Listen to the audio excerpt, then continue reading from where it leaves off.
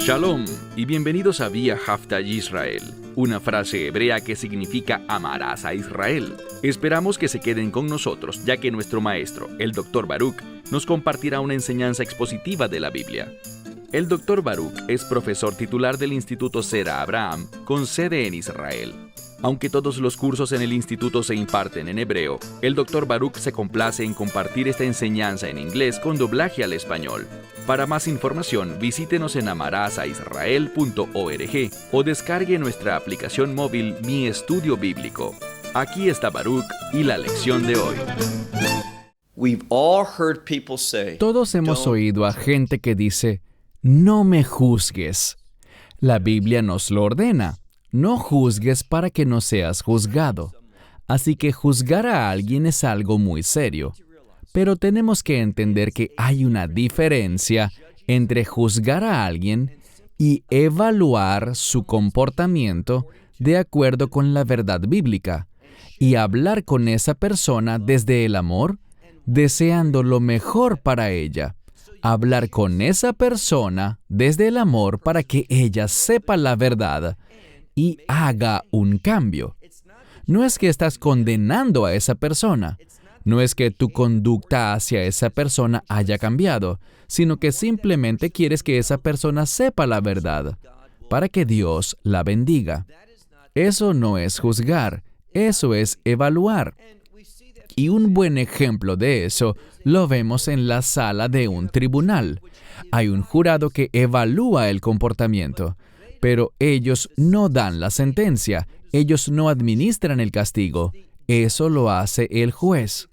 Así que a veces es aceptable que una persona simplemente hable con otra, con un compañero creyente, y le diga, me gustaría decirte desde el amor que este comportamiento, esta conducta, no está de acuerdo con las Escrituras. Eso no es juzgar.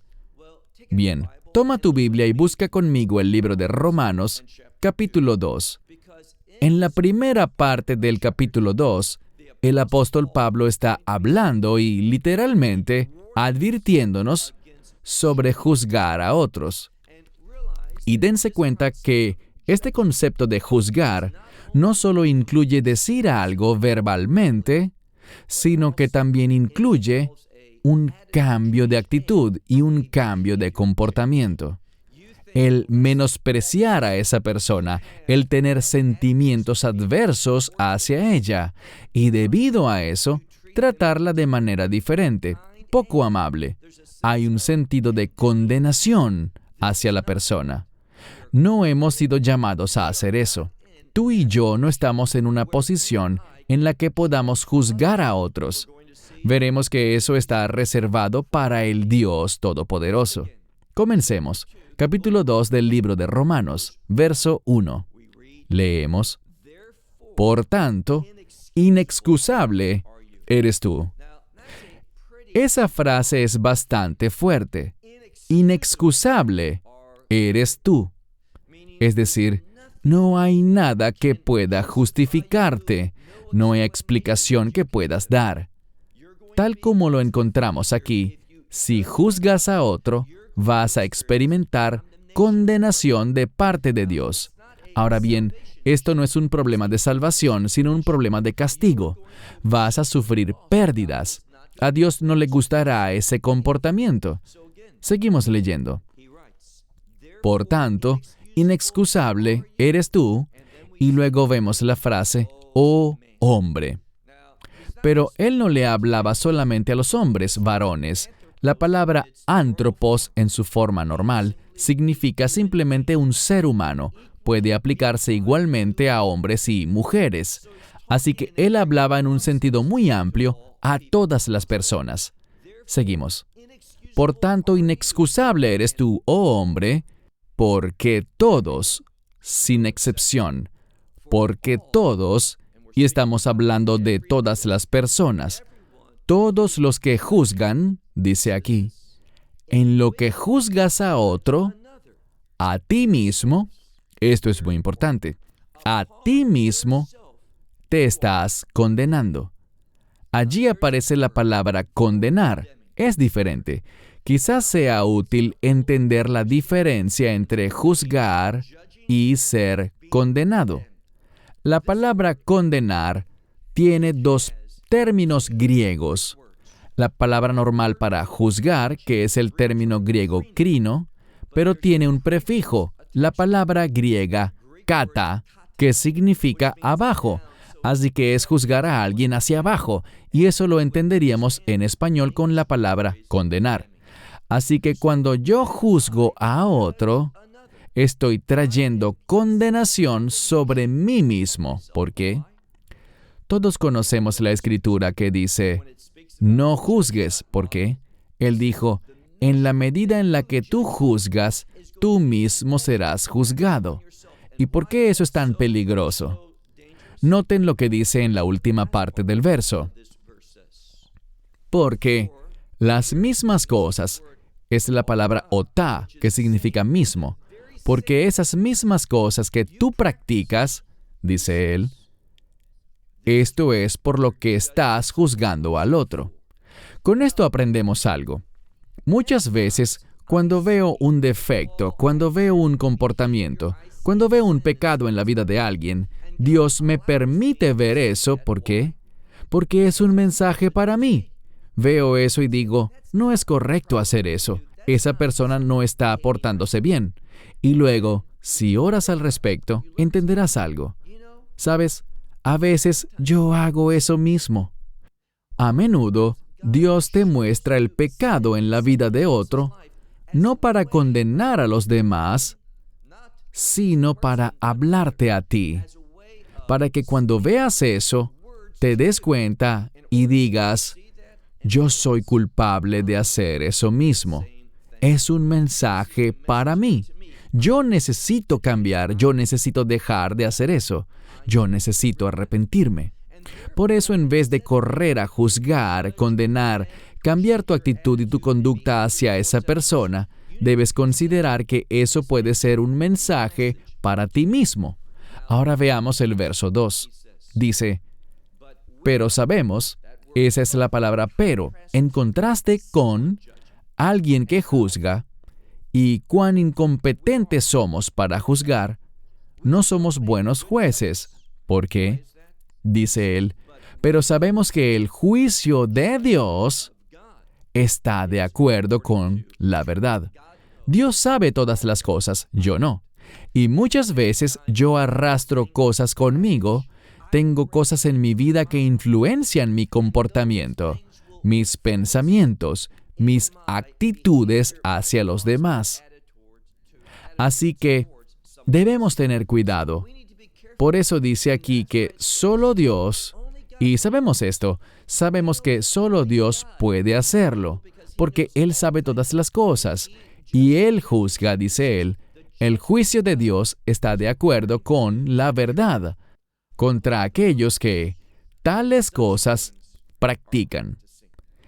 En esto existe un desacuerdo entre algunos de si estamos hablando del juicio de Dios contra aquellos que practican esas cosas, es decir, que Dios se encargará de eso, o si estamos hablando de aquel que está juzgando a otro. Si yo me comporto de esa forma, sé que Dios, el Dios verdadero, juzgará de acuerdo con la verdad, a causa de que yo lo practico, de esa condenación, ese cambio en la conducta y la actitud hacia otro, cuando en realidad yo también necesito arrepentirme.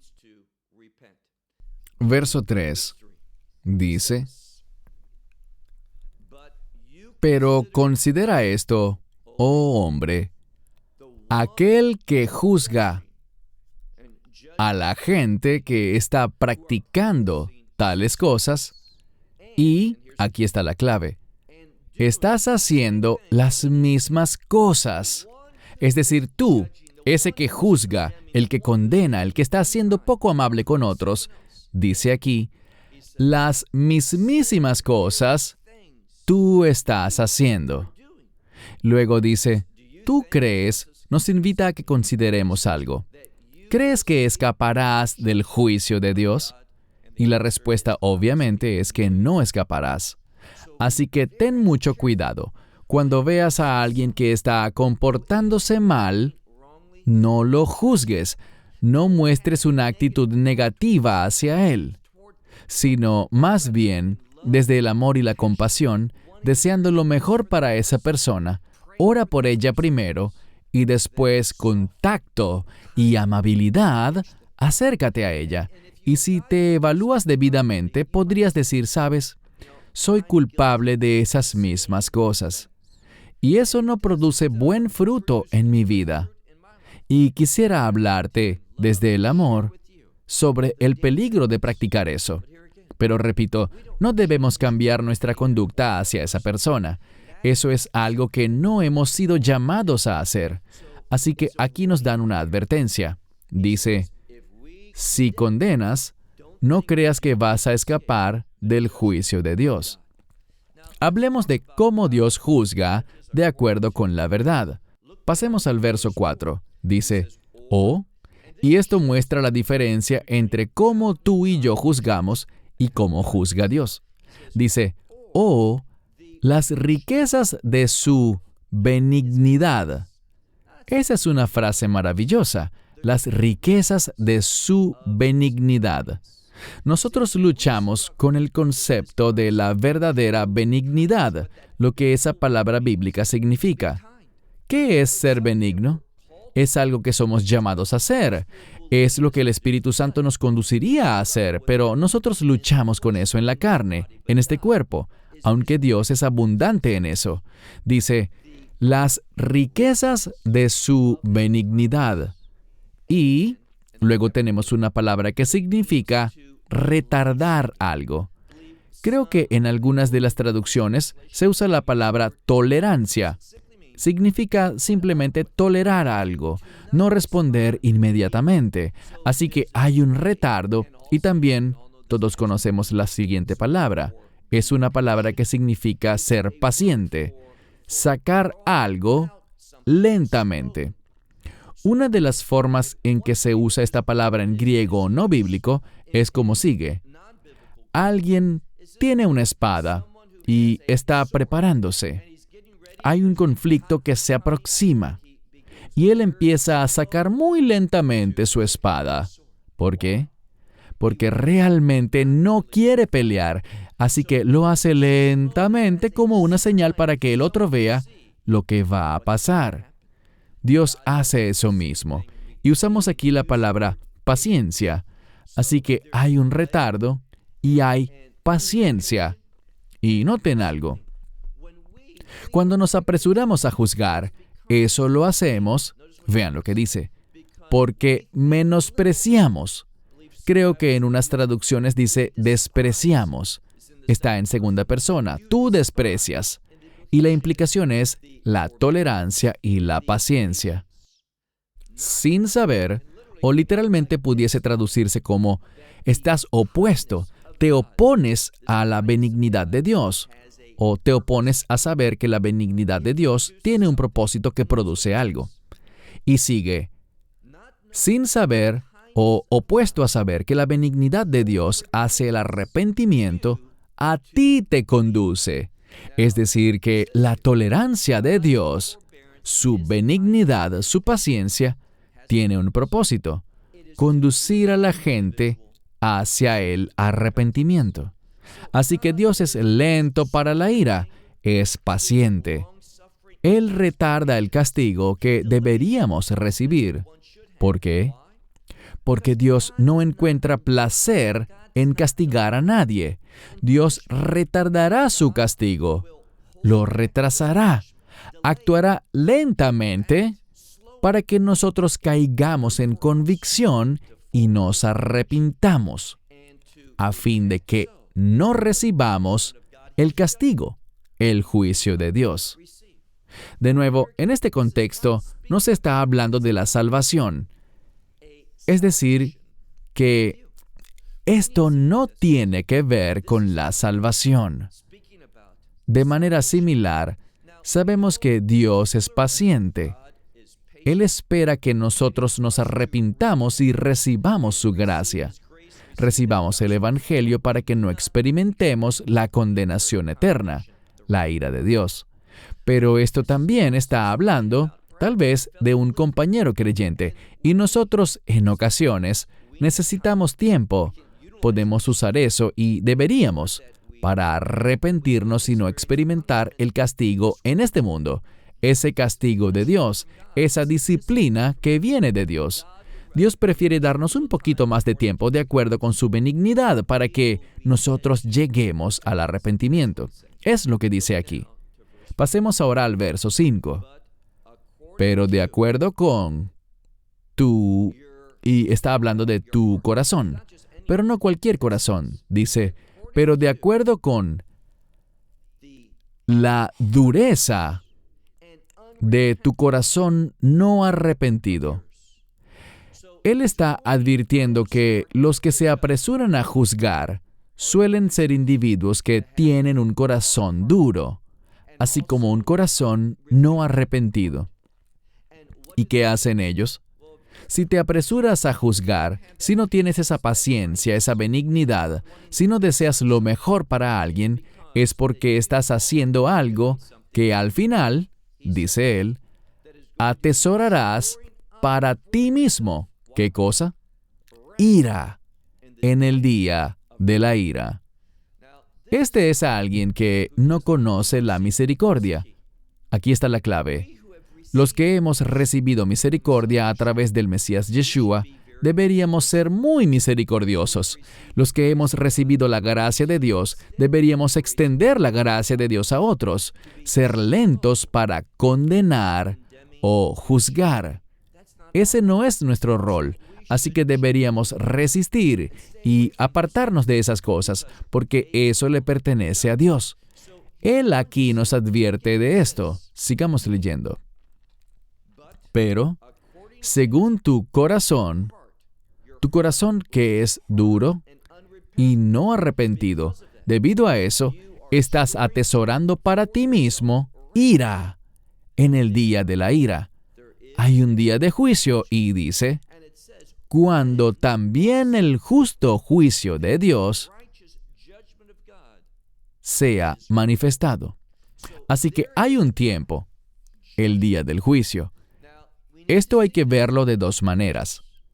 Está el día del juicio cuando Dios tomará a los pecadores no arrepentidos que han negado el Evangelio, que lo han rechazado, y ellos serán arrojados a un castigo eterno. Pero hay otra forma de verlo, que es quizás a la que se refiere aquí, porque si seguimos leyendo, en el siguiente verso, el verso 6, dice que le dará a cada uno conforme a sus obras. Esto no necesariamente está hablando de la condenación, sino de un tiempo de juicio, en el cual habrá recompensas y bendiciones. O no los habrá. Habrá un buen resultado o un mal resultado. ¿De acuerdo con qué? Vean que él aquí no está hablando de salvación, no está hablando de fe, sino que está hablando de una consecuencia del comportamiento, de que Dios nos juzgará a todos. La Biblia dice que todos, refiriéndose a los creyentes, debemos comparecer ante el Bima, el tribunal de Dios. Noten lo que dice aquí. Existen dos posibilidades, y de nuevo, se está hablando de un juicio de recompensas, en el que Dios juzga a cada persona conforme a su comportamiento. Dice en el verso 6 que le dará a cada uno conforme a sus obras. Verso 7. En el verso 7 encontramos algo. Hay una construcción gramatical del griego que tiene dos palabras, men, y la segunda es de. Y cuando aparecen en una frase, una está al comienzo y la otra está al final. Y esto debemos entenderlo así. Por un lado, tenemos esto, y por otro lado tenemos aquello. Hace un contraste entre personas, situaciones y cosas así. Así que veamos lo que dice el verso 7. Por un lado, para aquellos que están perseverando en buenas obras, es decir, que resisten, que perseveran. ¿Y cuál es su motivación? Hacer buenas obras, hacer el bien. Para ellos, por un lado, habrá, y esto es muy bueno, habrá gloria y honor. Y no solo gloria y honor, algunos dirían inmortalidad. Esta palabra significa literalmente que no puede corromperse. No hay decadencia, no hay deterioro. Hay un aspecto eterno. Así que habrá gloria y honor. Habrá inmortalidad, vida eterna. Eso que no se puede corromper. ¿Para quién? Para los que buscan la vida eterna. El término vida eterna debemos asociarlo con el reino. La vida eterna es la vida en el reino.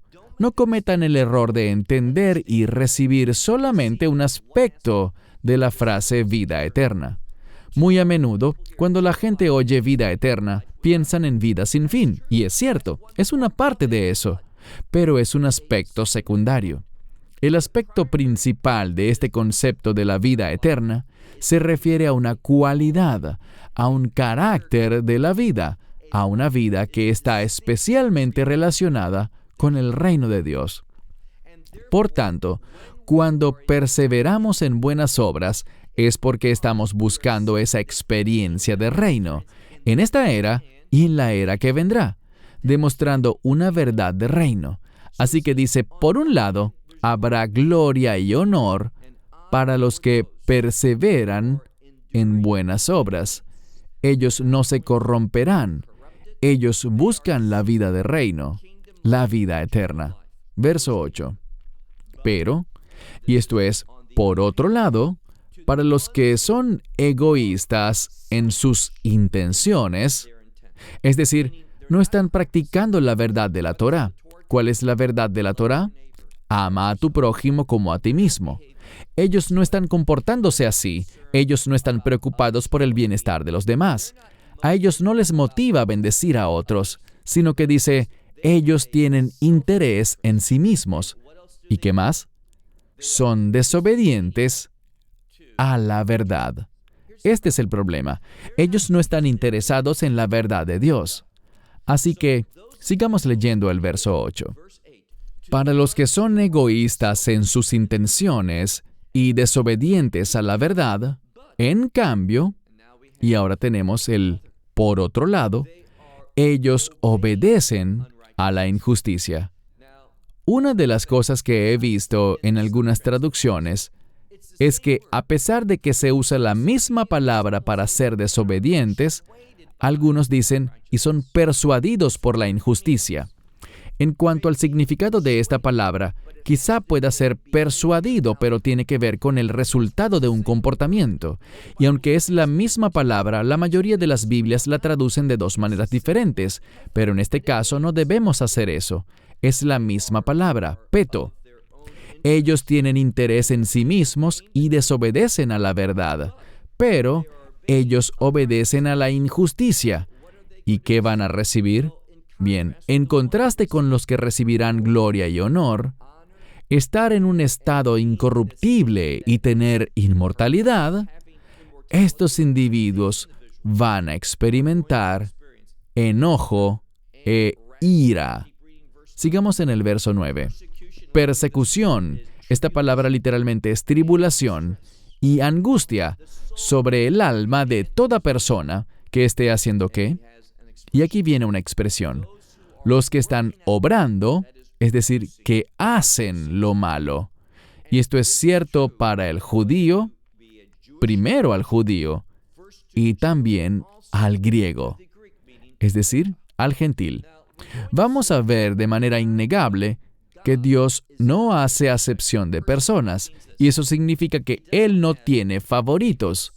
Él no dice, bueno, contigo me portaré de una manera, pero con aquel otro me portaré de una manera distinta, simplemente porque quiero hacerlo así. Esta no es la manera correcta de entender la soberanía de Dios en lo absoluto. Dios, como veremos en un momento, no tiene favoritos. Ya estamos llegando al final de la sesión y vamos a ver que no hay parcialidad.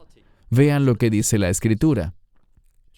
Los que hacen lo malo sean estos judíos o gentiles, experimentarán el enojo de Dios, la ira de Dios, la tribulación que viene de Dios y la angustia. Todo eso caerá sobre los que hacen lo malo. Pero, pasemos al verso 10. En el verso 10 tenemos un contraste. Dice, pero gloria y honor y paz a todos los que están haciendo, no lo malo, sino los que están haciendo el bien. Recuerden algo. En la Escritura, vemos que la palabra malo significa en contra de la voluntad de Dios. Eso es lo malo, aquello que está en contra de la voluntad de Dios. Y el concepto del bien significa de acuerdo con la voluntad de Dios. Así que la motivación de todo esto, de todo este pasaje, es que seamos personas que hagan el bien. Es decir, que queramos someternos a la voluntad de Dios. De eso se trata la madurez espiritual. Y luego dice en el verso 10, en la última parte, gloria y honor y paz. Me encanta ese concepto. Paz a todos los que hacen el bien, al judío primero y también al griego. Vamos al verso final de hoy, el verso 11. Porque no hay parcialidad, literalmente, en Dios. Dios nunca es parcial. Dios tiene sus estándares y son estándares no solo para los judíos, sino que son para toda la humanidad. No es por accidente, no es por coincidencia que Dios dijera, oh hombre, para indicar a quién se dirigía en este mensaje. Este es un término muy amplio, como dije, que significa hombres y mujeres. Este mensaje es para todos. Y debemos darnos cuenta de que no somos llamados a juzgar. Hay un solo juez, y ese es el Mesías. La Biblia dice claramente que Dios Padre le ha dado todo juicio al Hijo, a Él, que está lleno de gracia y benignidad, a Él que hace todas las cosas de acuerdo con la verdad. Él juzgará, ese que entregó su vida por nosotros.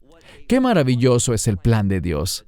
Y cuando nos sometemos a ese plan y caminamos en la verdad, vamos a producir buenas obras y conoceremos la gloria, el honor y la paz, esas cosas maravillosas que Dios quiere otorgarles a sus siervos fieles. Cierro con esto. Hasta la próxima semana. Shalom desde Israel. Shalom from Israel.